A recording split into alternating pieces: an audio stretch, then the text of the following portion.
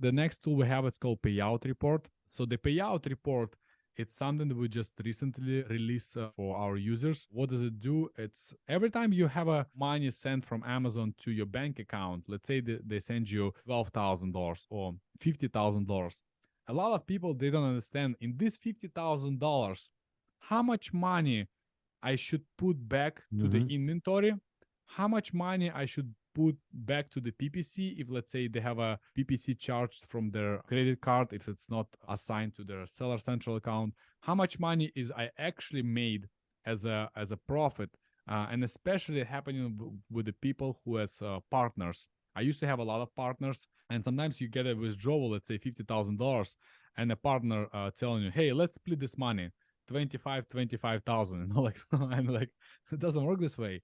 Like you first, this is the demo account. So in a demo account, you wouldn't be able to see a cost of goods, but a cost of goods is something that you have to calculate. Let me see the settings.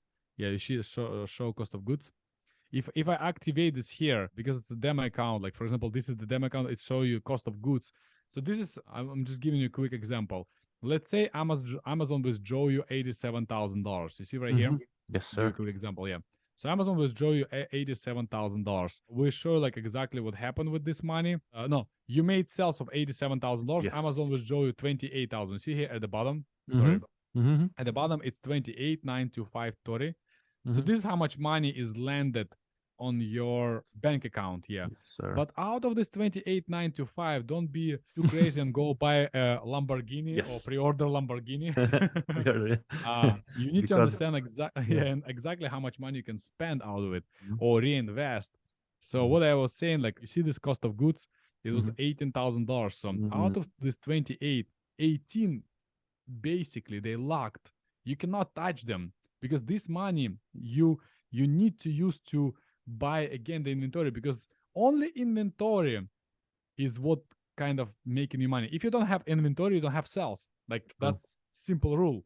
So the moment your inventory level go down or not having enough inventory, it's like how you're gonna generate more money. So this money you have to lock. So now we have, let's say, $10,000 from, and then $10,000 you decided what you're gonna do. You're gonna pay for your for maybe some services, employees, maybe you're gonna withdraw some money for yourself. You can find out how to split this money, but I will give you like my practical example, what I used to do. From the actual profit I made, I usually was splitting this 50-50. 50% was going back to the business for reinvestment to make sure business is healthy and continue growing, and another 50 I was spending wherever way I want, you know. So that's how I usually like.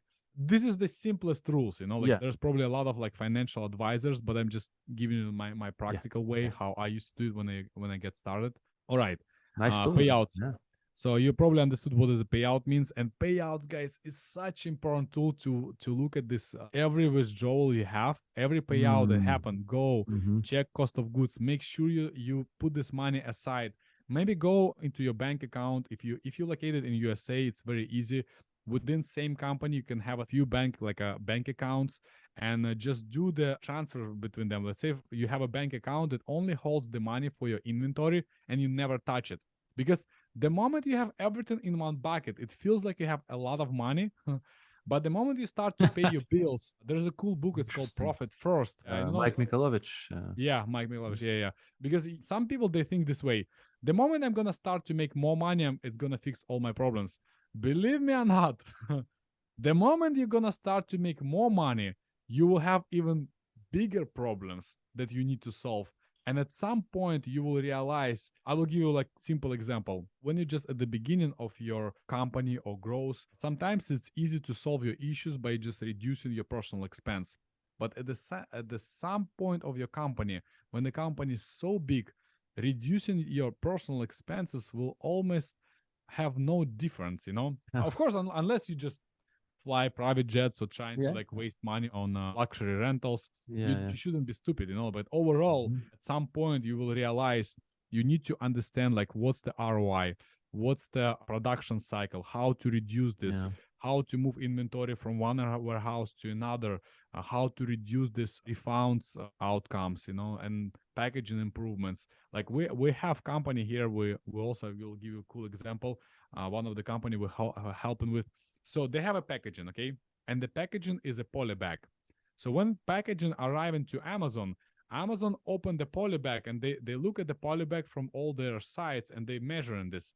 While the poly bag is just it's a soft material. So basically what we're doing for them, we take the corners and we take the tape and we make it smaller. So this way the product goes in a completely different size of the category. That's nice. And you have a you have a lower fulfillment cost. Yeah. Exactly. Yeah. So all these numbers have to be pre-calculated because you can be surprised. Like you're gonna pay, let's say, $8 because someone helped you to improve this, but your competition now paying $14.75. They're losing $6 on every sale just because they didn't tape the corners. Yeah, exactly. That's very important. It's very important.